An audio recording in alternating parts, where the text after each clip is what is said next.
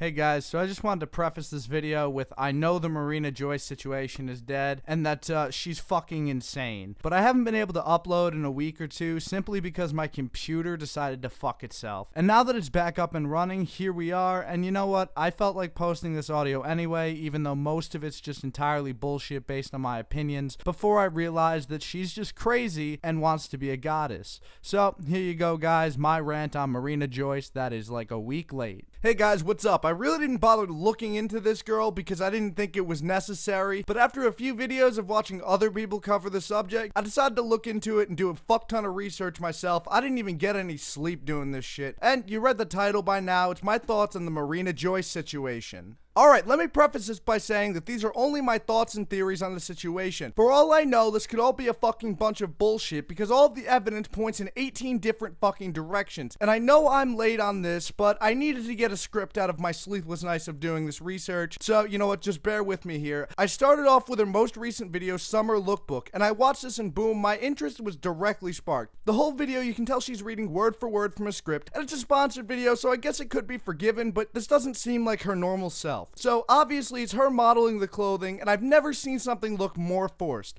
Fuck, there are parts of the video where she really looks like she's in pain. So then I went down the rabbit hole and started looking into her older videos, and only a month previous, she uploaded a very short but very similar video that was sponsored by a clothing company. And she looks so happy modeling the clothing. Not only that, but her movements look absolutely natural. So, going back a whole year to a video, making people smile, and just watching it, you see a much happier person. Not only that, but there was a lot more effort put into the editing of the video, and she generally looks a lot healthier. Another note I made is she's blinking and speaking much less sporadically. Just in general, it's a much better video than the ones that she uploaded more recently. Okay, so even 2 months ago, where videos had the same amount of happiness and obvious motivation put into them as making people smile, you can tell she actually wanted to make these videos. Now, the strain starts with the video Everyday Makeup Tutorial, so you can tell right off the bat, there's a lot less effort put into this than the previous videos, and the first thing that I really noticed was the editing, or at least the non-continuous editing of this video, which details the makeup she uses every single day. It's actually shot in different rooms, or at least at different angles. Well, she cuts and does her eyebrows, and then she cuts back to her bed, but this time, it's pointed more to the right to reveal a fucking gun leaning against her dresser. What the serious fuck? Now, I'm just looking at her video, not what her herself has said like on Twitter and such, but I asked the question of, why was this in the shot? Someone had to know that this shit was in the shot. Like, it looks like it was placed there and purposely revealed in the cut. Now, people look at the gun and theorize that it's the kidnappers, but I asked the question of what kind of fucking kidnapper would leave a gun right where their fucking victim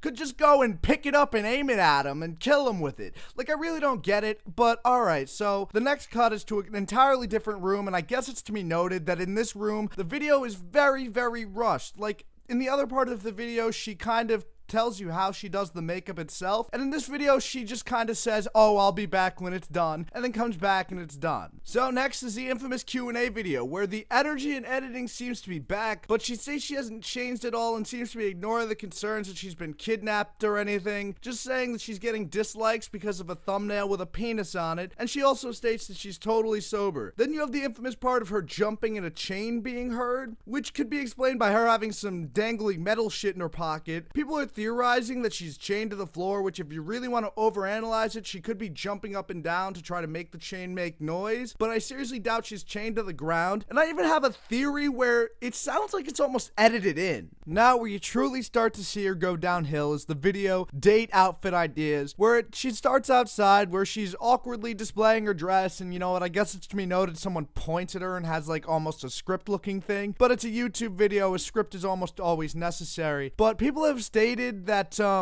it looks like there are bars on her window, but honestly I saw a video and someone pointed out that they're probably just vertical blinds. Now, in the same video, she says help me in a whisper, or at least what sounds like help me, and in the same video, it cuts to what looks like her with no makeup and bruises on both of her arms. Now, aside from the bruises, which are totally fucked and look like someone just grabbed her and shook the shit out of her, but it seems odd for a usually happy fashion beauty guru to appear on the camera with no makeup with a look of absolute horror in her face. Honestly, this really seems a bit sketchy. Then in the video Facts About Me, she seems really energetic energetic and happy, but I looked at it a little further and it seems extremely half-assed. She says the air around her smells like air. And then it brings us to the last video, which I've already spoken about. Now, I did watch the live stream with the orange-haired dude, which I honestly don't know how I feel about, but it did help me come to my conclusion that I believe that Marina Joyce may be in an abusive relationship. I don't believe she's been kidnapped by ISIS or anything like that. It seems like a few things, particularly like the painted nail and the blue marks on her face, make this the only plausible conclusion I can come to. Now, throughout looking at her videos, I believe that her personality has been absolutely dulled throughout time and is beginning to destroy her. Abusive relationships can truly destroy a person. Now, this is just my personal opinion, and it's the only realistic conclusion I can come to. And if that's the case, I really do hope the best for her. Something definitely does seem to be wrong with her, and there's no definitive answer because no one has come out and given any kind of answer other than she's absolutely fine, which really doesn't seem to be the case. Or there's the